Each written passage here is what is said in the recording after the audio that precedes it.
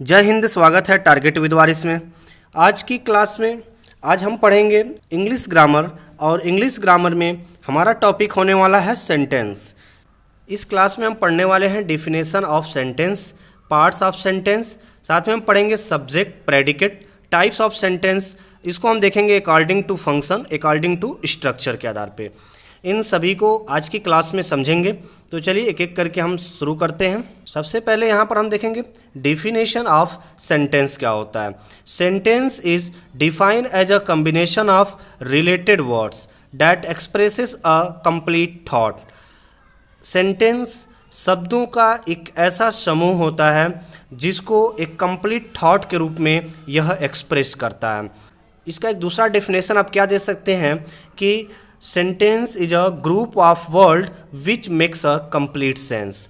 जैसे एग्जाम्पल से समझते हैं, स्काई द ब्लू इज, यह यहाँ पे कुछ शब्द दिए गए हैं परंतु it does not expresses complete thought, it is just group of words.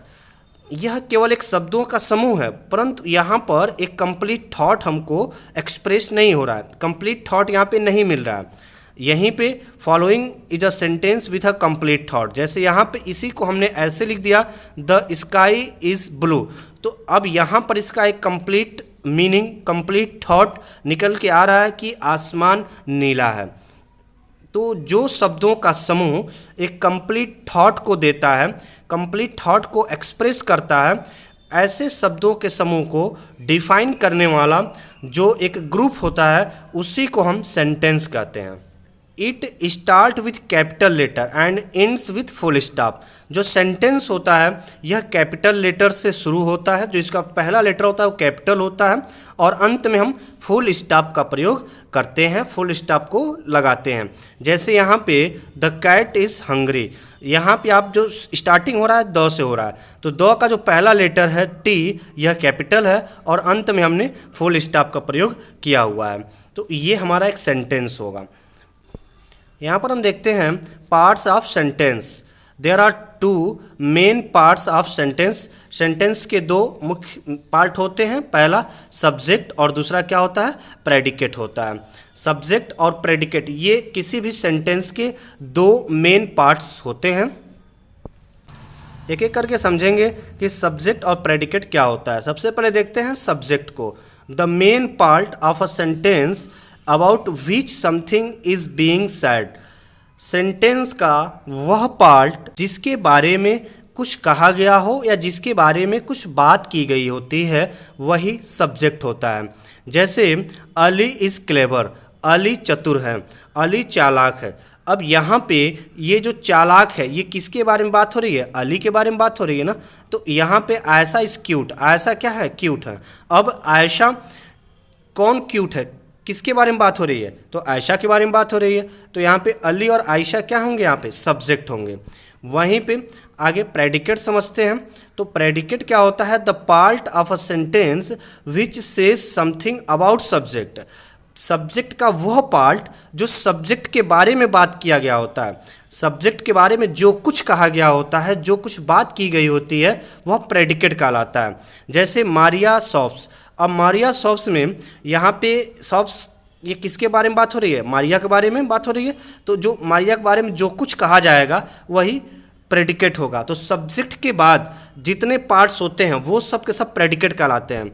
जैसे यहाँ पर हम देख पा रहे हैं कि अहमद इज़ ईटिंग पिज़्ज़ा, तो अहमद यहाँ पे सब्जेक्ट है, बाकी इज़ ईटिंग पिज़्ज़ा ये पूरा पूरा क्या है, प्रेडिकेट होगा। यहाँ पर देखते हैं आप टाइप्स ऑफ सेंटेंस। सेंटेंस के प्रकार कितने होते हैं, इसके पहले हम समझेंगे कि there are two types of sentence. Sentence के दो टाइप्स होते हैं, according to function, according to structure. Functions के आधार पे हम सेंटेंस को समझते हैं और स्ट्रक्चर के आधार पे सेंटेंस को समझते हैं। सबसे पहले हम फंक्शन के आधार पे देखेंगे, according to function. There are four types of a sentence according to function. Function के आधार पे सेंटेंस के चार टाइप्स होते हैं, फोर टाइप्स होते हैं। पहला क्या होता है, डिक्लेरेटिव सेंटेंस होता है। डिक्लेरेटिव सेंटेंस को हम असर्टिव सेंटेंस भी कहते हैं। वहीं पे इंट्रोगेटिव सेंटेंस, इम्परेटिव सेंटेंस और एक्सक्लेमेटरी सेंटेंस।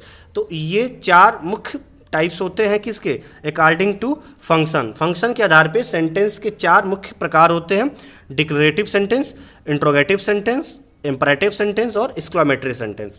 डिक्लेरेटिव सेंटेंस को असर्टिव सेंटेंस भी कहते हैं। डिक्लेरेटिव सेंटेंस को समझेंगे, a sentence which declares or asserts statement is called declarative sentence. वह सेंटेंस जो एक स्टेटमेंट को दिखाता है, जहाँ पे एक स्टेटमेंट दी गई होती है या एक बात को, एक कथन को क्लियर करता है, उसको बताता है, तो वहाँ पे डिक्लेरेटिव सेंटेंस होता है। डिक्लेरेटिव सेंटेंस को हम, declarative sentence is also known as assertive sentence. It simply announced an idea. यह एक विचार होता है, एक आइडिया को यहाँ पे अनाउंस किया गया होता है या बोला गया होता है, बताया गया होता है। It ends with a full stop, और डिक्लेरेटिव सेंटेंस के अंत में फुल स्टॉप लगा होता है।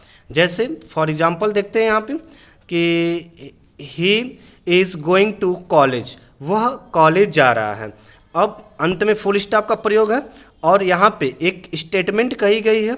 स्टेटमेंट कैसा है, पॉजिटिव है। तो ये एक किसी के बारे में बात हो रही है, उसके बारे में एक आइडिया, एक विचार दिया जा रहा है। तो यहाँ पे क्या है, यहाँ पर इसको हम कहेंगे डिक्लेरेटिव सेंटेंस या असर्टिव सेंटेंस। अब there are 2 types of declarative sentence, positive and negative sentence. She is watching a movie, they are playing football. ये सभी किसके टाइप्स हैं, डिक्लेरेटिव सेंटेंस के टाइप्स होते हैं। अब किसकी बात करेंगे, imperative sentence. A sentence which expresses a request, a command, an object और एन ऑब्जेक्ट। एक ऐसा सेंटेंस जहाँ पे एक रिक्वेस्ट, कमांड या फिर की बात की गई हो, वहाँ पे इंपरेटिव सेंटेंस होता है। An object is called imperative sentence. It ends with full stop, इसके अंत में भी फुल स्टॉप लगा रहता है। विद एग्जांपल देखते हैं कि गिव मी सम फूड, मुझे कुछ भोजन दो।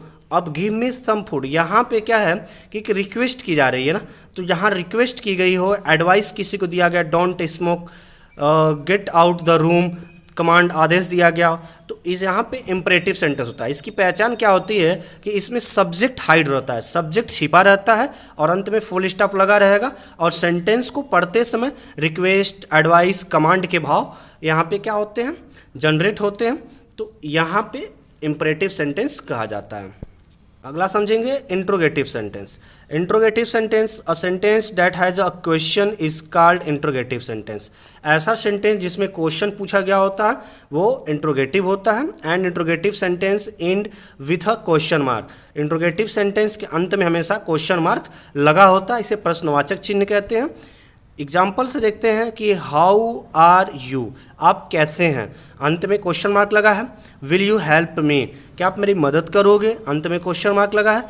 व्हेन विल ही कम, अंत में क्वेश्चन मार्क लगा है। तो जहाँ अंत में क्वेश्चन मार्क लगा रहता है वो इंट्रोगेटिव सेंटेंस कहे जाते हैं, इसमें क्वेश्चन पूछा गया होता है। There are 2 types of interrogative sentence.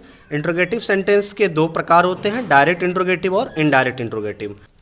Direct interrogative को देखते हैं, these are also called yes no question. जो एस नो क्वेश्चन वाले इंट्रोगेटिव सेंटेंस होते हैं इन्हें डायरेक्ट इंट्रोगेटिव सेंटेंस कहा जाता है। डायरेक्ट इंट्रोगेटिव सेंटेंस का जवाब, रिप्लाई हमेशा एस नो से दिया जाता है। These questions whose expected answer is either yes और नो। जो क्वेश्चन का जवाब एस या नो से दिया जाए, ऐसे क्वेश्चन को एस नो क्वेश्चन या direct interrogative question, direct interrogative sentence कहते हैं। विद एग्जाम्पल समझते हैं कि लिखा है आर दे अमेरिका, क्या वे अमेरिका में हैं, क्या वे अमेरिका हैं। तो अब इसका जवाब आप एस नो से दे सकते हैं। डू यू लाइक एप्पल, इसका जवाब एस नो से दे सकते हैं। तो ऐसे क्वेश्चन जिसकी शुरुआत ऑक्सिलरी वर्ब से होती है, is, am, are, was, were, do, did, done, has, have, had से होता है, ऐसे मीन्स कि हेल्पिंग वर्ब्स को पहले, सब्जेक्ट्स के पहले रख करके, और जब हम इसको इंट्रोगेटिव सेंटेंस बनाते हैं तो ऐसे क्वेश्चंस को एस नो क्वेश्चन या डायरेक्ट इंट्रोगेटिव सेंटेंस कहा जाता है। इनडायरेक्ट इंट्रोगेटिव सेंटेंस क्या होता है, these are also called W H question. जो इनडायरेक्ट इंट्रोगेटिव सेंटेंस होते हैं इन्हें डब्ल्यू एच क्वेश्चन भी कहते हैं। These are sentence who begins with W H जो WH फैमिली के वर्ड्स होते हैं उनको शुरू में रख करके, और जब हम इंट्रोगेटिव सेंटेंस बनाते हैं तो ऐसे सेंटेंस को इनडायरेक्ट इंट्रोगेटिव सेंटेंस कहा जाता है। अब WH वर्ड्स क्या होते हैं, जैसे कि विच, व्हाट, हाउ, व्हेन, वेयर, ये सभी जो वर्ड्स होते हैं, क्वेश्चन वर्ड्स होते हैं, इन्हें हम WH क्वेश्चन वर्ड कहते हैं। These questions expected an explained answer rather than yes or no. ऐसे जो इनडायरेक्ट जो इंट्रोगेटिव सेंटेंस होते हैं इसका रिप्लाई एक्सप्लेन के साथ दिया जाता है, एक्सप्लेन करके दिया जाता है, न कि एस नो क्वेश्चन से। जैसे हाउ वाज द प्ले, वह कैसा खेला, तो अब इसका जवाब एस नो से नहीं देंगे बल्कि हम देंगे इट वाज एवोशम। इसी तरीके से वेयर आर यू, आप कहाँ हैं, तो बोलेंगे इन द यूनिवर्सिटी। तो यहाँ पे इंट्रोगेटिव क्वेश्चन का जवाब विद एक्सप्लेन दिया जाए, एक्सप्लेन के साथ दिया जाता है, उसे हम इनडायरेक्ट इंट्रोगेटिव सेंटेंस कहते हैं, और जिसका जवाब एस नो से दिया जाता है वो डायरेक्ट इंट्रोगेटिव सेंटेंस कहलाता है। जो डायरेक्ट इंट्रोगेटिव सेंटेंस होता है उसकी शुरुआत auxiliary verbs is, am, are, was, were होता है, जबकि जो इनडायरेक्ट इंट्रोगेटिव सेंटेंस होते हैं इसकी शुरुआत WH वर्ड्स से होता है। WH फैमिली के जो वर्ड्स होते हैं, हाउ, वेयर, व्हाट, हुज, विच, इससे इसकी शुरुआत होती है। अब बात करेंगे एक्सक्लेमेटरी सेंटेंस। एक्सक्लेमेटरी सेंटेंस क्या होते हैं? A sentence which expresses strong emotion और feeling is called an exclamatory sentence. एक ऐसा सेंटेंस जहाँ पर हमें एक स्ट्रॉन्ग इमोशंस या फीलिंग होता है, जहाँ पे हमें एक स्ट्रॉन्ग इमोशन या फीलिंग का पता चलता है, वहाँ पे एक्सक्लेमेटरी सेंटेंस होता है। It ends with a symbol exclamation mark, इसको एक्सक्लेमेशन मार्क कहते हैं। ये सेंटेंस के अंत में लगाया जाता है या जो एक्सक्लेमेटरी सूचक वर्ड होते हैं उसके बाद लगाए जाते हैं। जैसे एग्जाम्पल में hurrah, we won the race, शाबाश हमने मैच को जीत लिया। तो यहाँ पर एक इमोशन ऑफ जॉय की खुशी की अनुभूति हो रही है, तो जो हुर्रा शब्द है ये एक्सप्लेनेशन वर्ड है। अब इसके बाद हमने एक्सप्लेनेशन मार्क का प्रयोग किया हुआ है।